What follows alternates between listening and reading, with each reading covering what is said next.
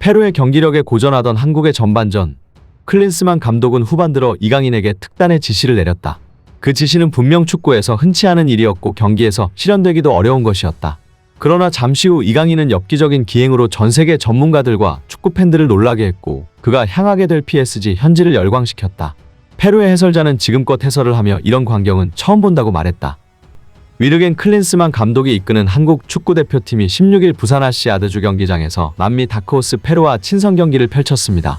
지난 2월 대표팀 지휘봉을 잡은 클린스만 감독은 아직 첫 승을 올리지 못했기에 페루전에서 첫 승을 노렸습니다. 페루는 대한민국이 한 번도 이기지 못하고 한 골도 넣지 못했던 상대입니다. 게다가 대표팀 전력도 100%가 아니었습니다. 괴물 수비수 김민재가 기초군사훈련을 이유로 이번 명단에서 제외됐고 베테랑 및 기존 주전 멤버들이 부상을 당해 전력에서 빠졌습니다.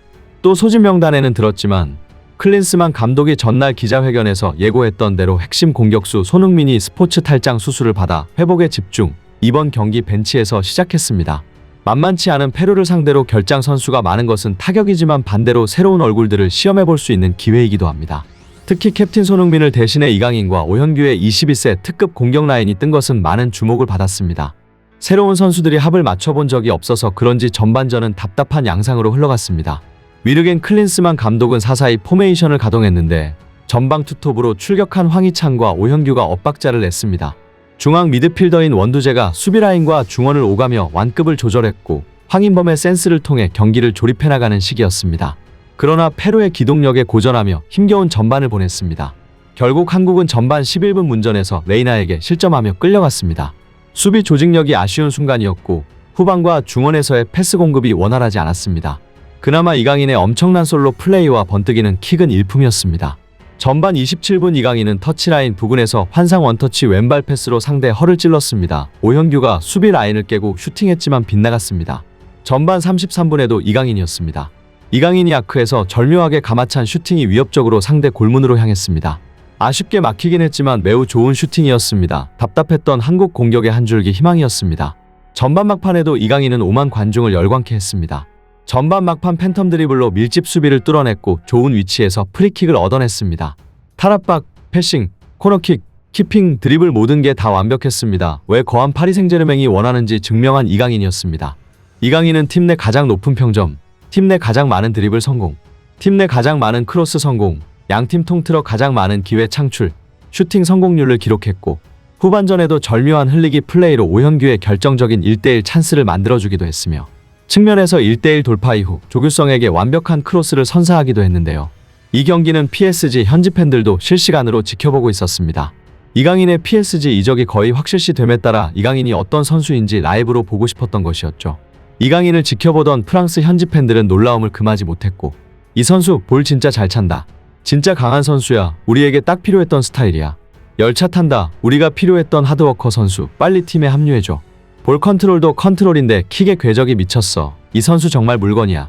공을 잘 차는 하드워커라니. 이강인의 가격이 얼마든 무조건 데려오자 등의 반응을 보였습니다. 특히나 이번 페루전에서 이강인이 놀라웠던 점은 경기장에서 말도 안 되는 임무를 수행했다는 것인데요. 클린스만 감독도 인정했다시피 이번 페루전 한국의 전반전과 후반전은 매우 달랐습니다. 경기가 끝나고 클린스만 감독은 초반은 힘든 경기였다. 페루가 빌드업을 하며 라인을 올리는 장면에서 미드필더들이 적극적이지 못해 고전했다. 이후에는 그래도 페이스를 찾았고 후반전은 우리가 주도했다. 찬스는 많았으나 득점하지 못해 패했다. 후반전에는 원하는 모습을 볼 수 있었다고 총평하기도 했죠. 그렇다면 왜 전후반 경기력이 이토록 달랐을까요? 이 사실은 곧 PSG로 이적하는 이강인을 보기 위해 생중계로 경기를 시청한 현지 전문가의 놀라운 분석을 통해 밝혀졌습니다. 그는 자신이 축구 종사자로 많은 일을 경험했지만 브라질이나 스페인 같은 나라가 아닌 아시아권인 한국에서 이런 스타일의 경기는 처음 본다고 전했는데요. 이강인의 플레이를 보면서 소름 돋았다고 말한 그는 경기를 이렇게 분석했습니다. 마요르카에 이강인 잘하는 거 알고 있었다. 그의 드리블 성공률도 놀라운 점이다. 하지만 솔직히 말해서 그가 PSG 클래스는 아니라고 생각했다. 라리가에서 이강인만큼 번뜩이던 선수는 과거부터 얼마든지 있었기 때문이다. 그러나 페루전 이강인의 플레이를 보고 이 생각이 완전히 바뀌었다. 또한 내가 이강인을 100% 알지 못하고 부정적인 생각을 했다는 걸 비판했다. 우선 페루가 쉽지 않은 팀이란 걸 알아야 한다. 페루는 코파 아메리카라는 국제 메이저 대회에서 4강에 단골로 진출하는 축구 중간국이다. 남미에서 페루는 까다롭기로 정평이 나 있는 다크호스다. 그런데 그런 페루를 상대로 이강인은 믿기지 않은 플레이를 보였다. 전반전 한국은 경기력이 좋지 않았다. 이강인이 잘하는 와중에도 한국의 경기력은 그저 그랬다. 그 이유는 간단했다. 클린스만 감독은 이강인이 측면에서 자신의 온더볼 능력으로 수비를 한쪽으로 몰아넣은 다음 빠른 반대 전환을 통해 공격을 전개하는 것을 원했다. 그러나 이강인 쪽에서 반대 전환이 돼도 이강인 반대편에 있는 선수들이 공을 잡아도 페루 쪽으로 전진하지 못했다.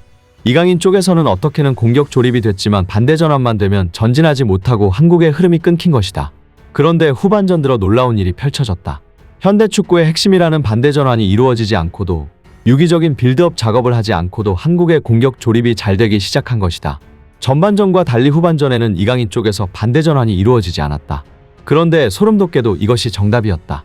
혼자 하는 게 정답인 축구가 있다니, 이런 축구를 마지막으로 본 것이 언제였을까? 후반전 이강인이 혼자서 공을 잡고 돌파하는 빈도가 많아졌고 혼자서 키핑을 한 이후에 패스와 크로스를 공급하는 빈도가 많아졌다. 그리고 이강인은 페루를 향해 전진했다.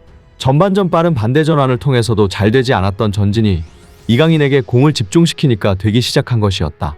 놀라운 일이다. 축구 감독이 한 선수에게 공격을 조립해 나가기 위한 전진을 단독으로 맡기는 경우는 거의 없다. 애초에 전성기 메시, 네이마르 급의 선수가 아니면 불가능하기에.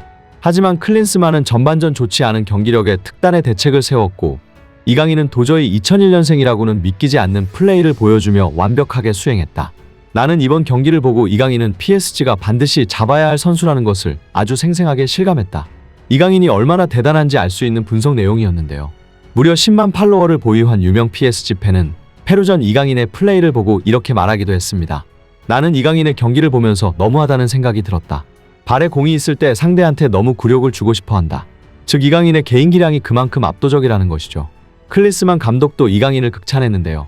이강인은 남미에서도 유명한 선수가 됐고 페루가 항상 두세 명의 선수가 협력 수비를 했다.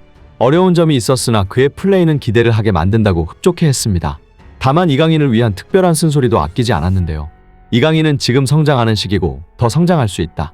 언제 드리블을 해야 하는지, 패스 앤 무브로 공간으로 들어가야 하는지, 공을 받을 수 있는 좋은 위치를 찾아야 하는 움직임도 보여야 한다.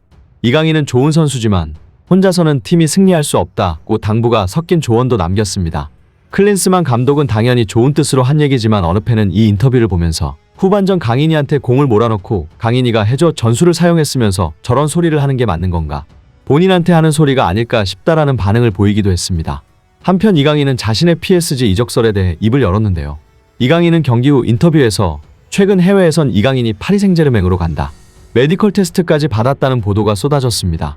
실제 대표팀에 합류하면서 파리를 거쳐왔다는 얘기도 있습니다.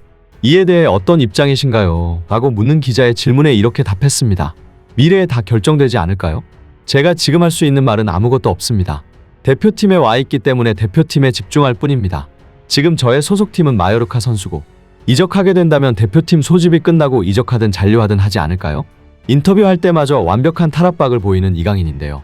좋은 소식 들려오길 바라겠습니다. 끝까지 시청해주셔서 감사합니다. 구독과 좋아요 꼭 좀 부탁드립니다.